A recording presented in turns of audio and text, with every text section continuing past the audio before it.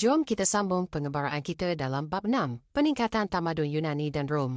Untuk kali ini, kita akan fokus betul-betul pada subtopik 6.2, iaitu peningkatan pemerintahan dan pentadbiran tamadun Yunani. Ini satu topik yang sangat menarik. Hai, kembali lagi kita bersama-sama. Hari ini kita akan menjelajahi ke subtopik kedua, iaitu peningkatan pemerintahan dan pentadbiran tamadun Yunani. Kita akan lihat sendiri macam mana satu tamadun purba ni bereksperimen dengan pelbagai idea pemerintahan yang begitu berani sampaikan kesannya masih kita rasa sampai ke hari ini. Okey, jadi apa agenda kita untuk hari ini? Mula-mula kita akan kenal pasti 5 sistem pemerintahan yang pernah ada di Yunani. Lepas tu, kita akan zoom in pada sistem demokrasi di kota Athens. Dan kemudian kita lawat pula kerajaan tentera di kota Sparta. Seterusnya, kita akan bandingkan kedua-dua kuasa besar ni. Dan akhir sekali, kita akan lihat warisan atau legasi mereka yang masih kekal hingga kini. Baiklah, jom kita mulakan. Anda mungkin fikir yang tamadun Yunani ini terus ada demokrasi kan? Sebenarnya tak. Sebelum mereka jumpa sistem yang paling sesuai, mereka dah cuba macam-macam jenis pemerintahan. Ini bukan proses yang main-main tau, tapi satu pencarian serius untuk mencari cara terbaik untuk mentadbir negara. Yang pertama sekali, kita ada monarki. Yang ni kita semua macam dah biasa dengarkan. Pemerintahan oleh seorang raja dan kuasa tu diwarisi turun-temurun.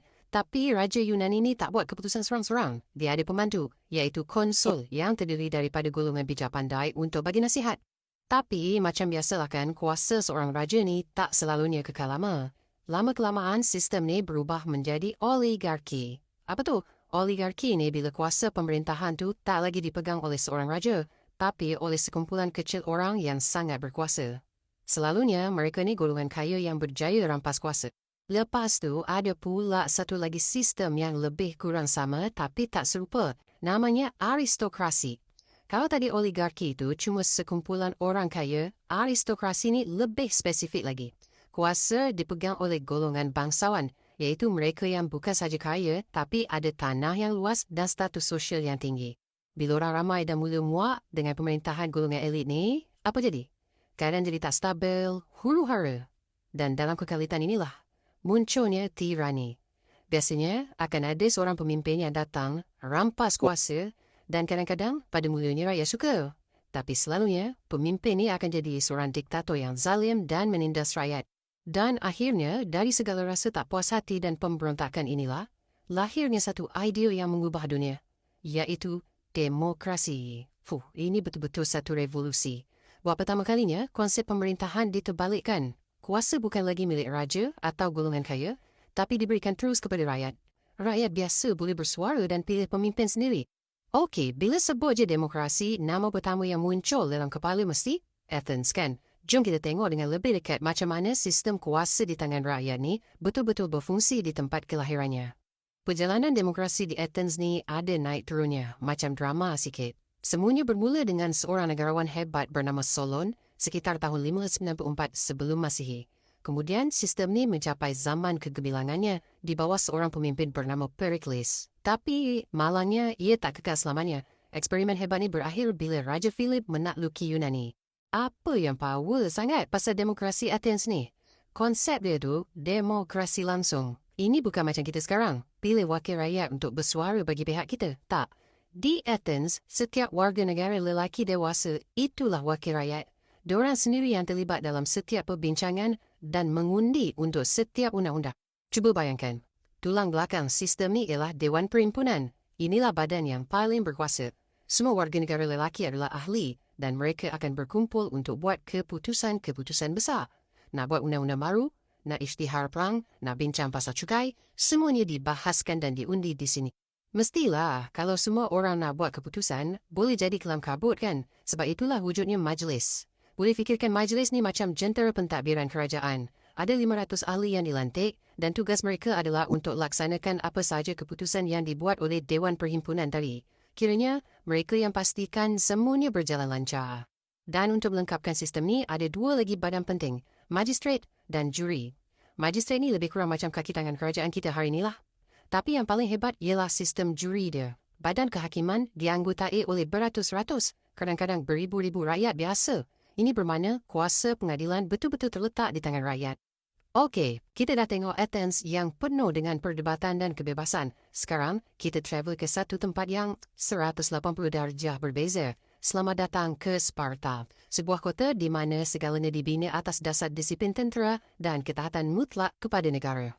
Sparta ni pun ada raja, tapi sistem dia pelik sikit. Nama dia monarki terhad. Dan yang paling uniknya, mereka ada 2 orang raja. Ya, 2 raja memerintah pada masa yang sama dan setiap seorang datang dari keluarga yang berbeza. Kenapa macam tu? Ini adalah cara mereka untuk pastikan tak ada seorang pun raja yang jadi terlalu berkuasa atau zalim. Bijak kan? Struktur kerajaan Sparta ni nampak rumit sikit. Memang ada 2 raja, tapi kuasa sebenar bukan kat tangan diorang sangat. Ada Dewan Perhimpunan, ada majlis yang terdiri dari orang-orang tua, tapi bos yang sebenar ialah 5 orang pegawai yang dipanggil FO. Mereka lah yang jadi pengawas dan ada kuasa untuk pastikan raja pun tak boleh buat sesuka hati. Dan kalau kita nak faham Sparta, kita kena faham satu nombor ni, 7. Kenapa 7? Sebab pada umur 7 tahun, kanak-kanak Sparta, lelaki dan juga perempuan, dah mulai latihan tentera yang sangat brutal. Kehidupan mereka dari kecil didedikasikan untuk satu tujuan saja, jadi askar yang sempurna untuk negara.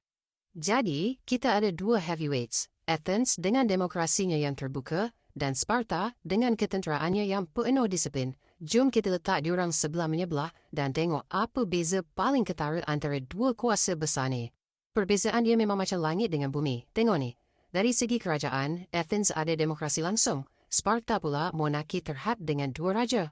Fokus utama Athens ialah pendidikan dan politik. Sparta pula ketenteraan dan disiplin. Malah peranan wanita pun sangat berbeza. Di Athens, wanita lebih terhad di rumah, tapi di Sparta, mereka dilatih fizikal untuk mempertahankan negara. Jadi, kenapa kita sibuk-sibuk cerita pasal benda yang dah jadi lebih 2000 tahun lepas ni? Penting ke? Jawapannya sangat penting. Sebab idea-idea purba inilah yang membentuk dunia moden kita hari ini dalam pelbagai cara yang kita mungkin tak sedar. Warisan yang paling besar, yang paling jelas sekali, tentulah idea demokrasi itu sendiri. Konsep asas yang mengatakan bahawa kuasa itu datang dari rakyat, itu adalah hadiah dari Athens kepada kita semua. Sistem pilihan raya yang kita amalkan di Malaysia hari ini pun, akarnya datang dari sanalah. Satu kesinambungan dari apa yang mereka mulakan. Tapi orang Yunani ini bukan setakat cipta sistem tau. Mereka juga persoalkan sistem tu. Macam ahli falsafah Plato ni, dia kata negara sepatutnya diperintah oleh ahli falsafah. Ini menunjukkan yang dari dulu lagi dah ada perdebatan yang masih relevan sampai hari ini. Adakah demokrasi ini betul-betul sistem yang terbaik atau patutkah kuasa diberikan kepada mereka yang paling bijaksana? Jadi sebagai penutup, saya nak tinggalkan anda dengan satu soalan. Kalaulah anda dapat peluang untuk cipta satu sistem pemerintahan, ciri-ciri mana yang anda akan pilih? Adakah anda akan utamakan kebebasan bersuara dan penglibatkan rakyat macam orang Athens? Atau anda akan pilih disiplin dan kestabilan negara macam orang Sparta? Atau mungkin ada cara untuk gabungkan kedua-duanya? Fikir-fikirkanlah. Terima kasih sebab bersama saya kali ini.